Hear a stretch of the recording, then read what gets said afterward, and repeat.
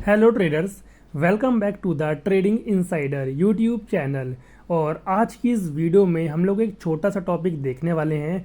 वो ये है कि अगर हमको हमारा चार्ट रेजिस्टेंस जोन पे दिखाई दे रहा है, भले वो चार्ट हमारा इंडेक्स का हुआ या फिर ऑप्शन का हुआ या फिर इवन स्टॉक का हुआ, तो अगर हमको हमारा चार्ट रेजिस्टेंस जोन पे दिखाई दे रहा है तो क्या हम लोग डायरेक्टली वहाँ पे अपना सेल साइड का ट्रेड ले सकते हैं, यानी कि अपना ट्रेड को शॉर्ट कर सकते हैं या नहीं कर सकते हैं।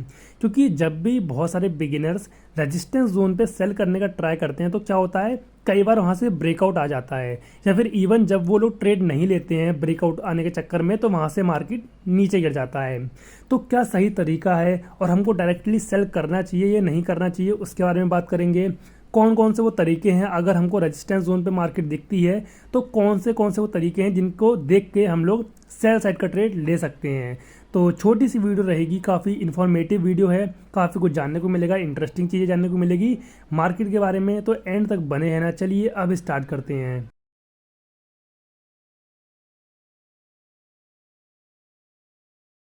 तो अगर आप लोगों को भी सेल साइड का ट्रेड करना है रेजिस्टेंस जोन पे या फिर ये कह लो कि सप्लाई जोन पे, तो आपको मेन बस 4 चीज़ें देखनी है। वो कौन कौन सी चीज़ें वो मैं आपको लिख के बता देता हूँ। देखो, सबसे पहला पॉइंट ये कि अगर आप लोगों को रेजिस्टेंस जोन पे एम पैटर्न बनता हुआ दिखाई देता है तो आप लोग कर सकते हो शॉर्ट। ठीक है, यहाँ पे मैं नंबर वाइज देखता हुआ चलता हूँ। नंबर 1 ये हो गया। उसके बाद नंबर 2 है, अगर आप लोगों को रेजिस्टेंस जोन पे लोअर लो फॉर्म होता हुआ दिख रहा है, लोअर लो, तो आप लोग सेल कर सकते हो।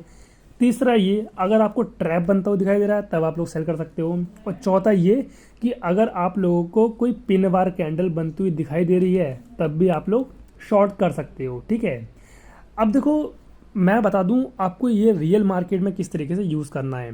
ठीक, अब सबसे पहले स्टार्ट करते हैं एम पैटर्न से।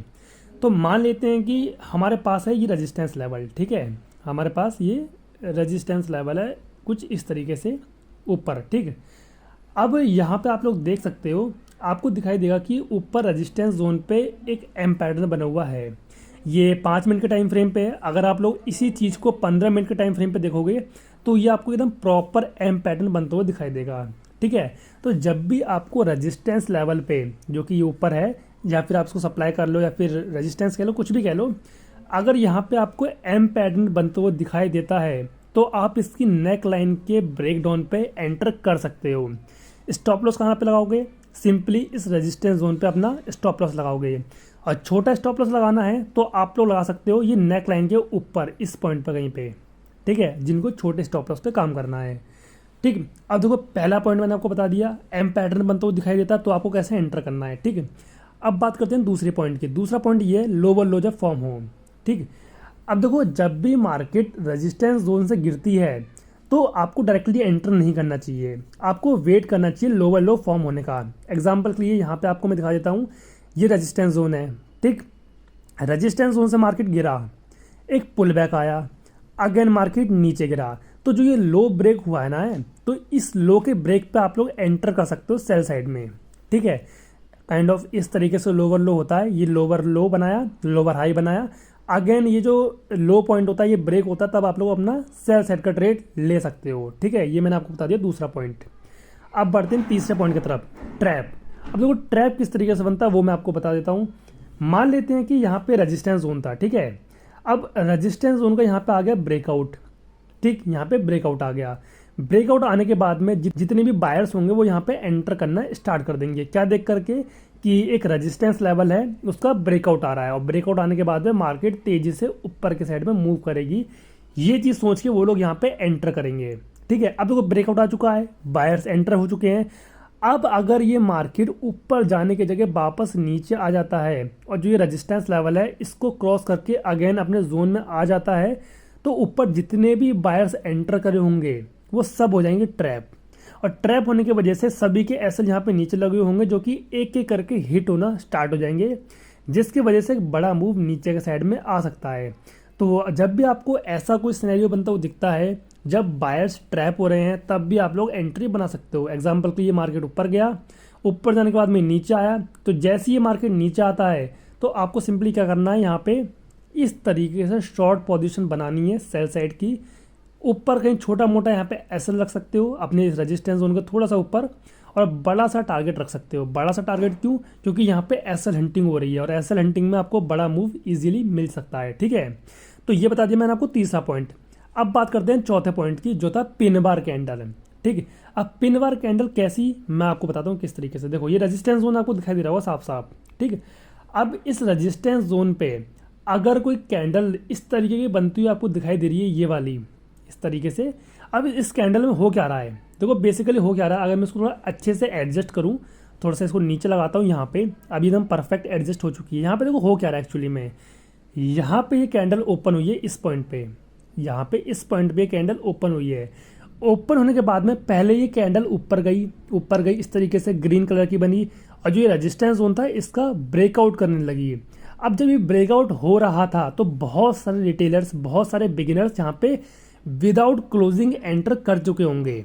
ठीक है, बहुत सारे लोग ऐसे होते हैं जिनको फोमो की दिक्कत होती है, वो लोग क्लोजिंग का वेट नहीं कर पाते हैं, ये सोचते हैं कि हमारा जो ट्रेड है वो मिस हो जाएगा और मार्केट रैली कर जाएगी। इस चक्कर में वो लोग विदाउट क्लोजिंग यहाँ पे एंटर कर जाते हैं। अब देखो बायर्स यहाँ पे एंटर कर चुके हैं, विदाउट क्लोजिंग एंटर कर चुके हैं। अब यहाँ पे क्या होगा, कैंडल ऊपर से रिजेक्शन लेना शुरू करेगी, वापस नीचे आएगी, इस तरीके से नीचे आकर के यहाँ पे क्लोजिंग दे देगी और एक छोटी सी यहाँ पे बॉडी बना देगी, ऊपर एक विक बना देगी। अब ये बन चुकी है एकदम परफेक्ट पिनवार कैंडल। और इस कैंडल में हुआ क्या, बेसिकली यहाँ पे हुए हैं बायर्स ट्रैप। बायर्स ट्रैप कैसे हुए हैं? क्योंकि यहाँ पे ऊपर जब कैंडल जा रही थी तब फोमो में बहुत सारे बायर एंटर कर रहे थे। ठीक है, अब आप लोग यहाँ पे एंट्री बना सकते हो अपनी, सेम कैंडल हाई का स्टॉप लॉस लगा सकते हो। अब यहाँ पे बड़ा मूव आ सकता है, क्यों? क्योंकि यहाँ पे बायर्स ट्रैप हो चुके हैं। बायर्स ट्रैप होने के बाद में उनके एसएल हंट होंगे तो मार्केट अच्छा खासा नीचे के साइड में गिर जाएगा। तो ये 4 पॉइंट है वो, जिनकी हेल्प से आप लोग रेजिस्टेंस लेवल पे या फिर यूं कह लो कि सप्लाई जोन पे अपना सेल साइड का ट्रेड ले सकते हो। डायरेक्टली एंटर नहीं करना है आपको, क्योंकि ऐसा कई बार होता है कि मार्केट डायरेक्टली आता है रेजिस्टेंस लेवल पे, थोड़ी देर कंसोलिडेट करता है, उसके बाद ब्रेकआउट कर देता है। तो आपको डायरेक्टली एंटर नहीं करना है। जो 4 तरीके मैंने आपको बताए हैं उनको यूज़ करके ही अपना ट्रेड बनाना है। अब वीडियो को एंड करने से पहले मैं आपको एक चीज़ और बता देता हूँ कि अगर आप लोग स्कैल्पिंग करते हो, यानी कि जितने भी लोगों को पता होगा जो ऑप्शंस में ट्रेडिंग करते हैं या फिर फ्यूचर में ट्रेडिंग करते हैं, वो लोग स्कैल्पिंग करते होंगे। और स्कैल्पिंग में क्या होता है कि बहुत तेज़ी से अपने ऑर्डर्स को पंच करना होता है। लाइक अगर आप लोग ऑप्शन ट्रेडिंग कर रहे हो तो आपको बहुत ही क्विकली अपने ऑप्शन में एंटर करना होगा, अपना ऑर्डर पंच करना होगा और मुश्किल से 1 से 2 मिनट के अंदर अंदर अपना ट्रेड आपको एग्जिट करना होगा। यही होता है स्कैल्पिंग में। ठीक है, अब देखो जो हमारे ब्रोकर्स होते हैं, जो भी ब्रोकर आप लोग यूज़ कर रहे होगे, वहाँ पे क्या होता है कि आपको बहुत डिफ़िकल्टी फेस करनी पड़ती है। पहले आपको डैशबोर्ड में जाना पड़ेगा, उसके बाद आपकी ऑर्डर विंडो ओपन होगी, फिर आप अपना ऑर्डर पंच करोगे, इतने में तो आपका स्कैल्पिंग मूव निकल ही जाएगा। ठीक है, तो ऐसे में आप लोग क्या कर सकते हो, ऐसे में आप लोग यूज़ कर सकते हो स्कैल्पर मोड को। अब ये स्कैल्पर मोड क्या है? स्कैल्पर मोड बेसिकली एक फीचर है जो कि हमको धन की तरफ से मिलता है, और धन एक बहुत ही बढ़िया ब्रोकर है जहाँ पे आप लोग ट्रेडिंग, इन्वेस्टिंग सब कुछ एक ही जगह पे कर सकते हो। तो अगर आप लोगों को भी स्कैल्पर मोड यूज़ करना है फॉर स्कैल्पिंग या फिर अदर पर्पज़, तो आप लोगों को पहले अपना अकाउंट धन में ओपन करवाना पड़ेगा। और धन में अकाउंट ओपन करवाने के लिए आपको सिंपली डिस्क्रिप्शन में जाना है, मैंने वहाँ पे धन का लिंक प्रोवाइड कर दिया है, जाकर चेकआउट करो, अकाउंट अपना ओपन करवाओ।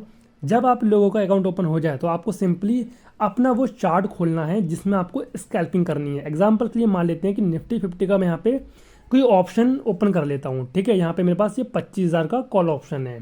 अब मुझे यहाँ पे स्कैल्पिंग करनी है तो मैं क्या करूँगा, इस चार्ट पे क्लिक करूँगा, स्कैल्पर मोड वाला जो बटन है ऊपर, इस पर क्लिक कर दूंगा। अब मेरे सामने छोटी सी विंडो ओपन हो जाएगी। अब इस छोटी सी विंडो की हेल्प से ही मैं अपने सारे स्कैल्पिंग मूव कैप्चर कर सकता हूँ। अब मुझे कोई भी ऑर्डर विंडो नहीं खोलनी है, कोई भी अलग से डैशबोर्ड नहीं खोलना है, बस ये छोटी सी विंडो कहीं पे भी मैं ड्रैग करके लगा दूंगा, अपनी क्वांटिटी को भरूंगा यहाँ पे, लाइक 7,500 या फिर कितनी भी, जितना आपका मन करे। सिंपली मैं बाय करना चाहता हूँ तो बाय पे क्लिक करूँगा, सेल करना चाहता हूँ तो सेल पे क्लिक कर दूंगा। मुझे कहीं पे भी जाने की ज़रूरत नहीं है, आइसबर्ग ऑर्डर बनाने की ज़रूरत नहीं है, कोई बास्केट बनाने की ज़रूरत नहीं है, सिंपली मैं इस छोटी सी विंडो से ही अपना सारे काम कर पाऊँगा। तो अगर आपको भी स्कैल्पर मोड यूज़ करना है तो सिंपली अपना धन में अकाउंट ओपन करवा लो, डिस्क्रिप्शन में मैं लिंक प्रोवाइड कर दिया है। अब मिलेंगे इसी तरीके की नेक्स्ट वीडियो में, तब तक के लिए take care and thanks for watching this video guys.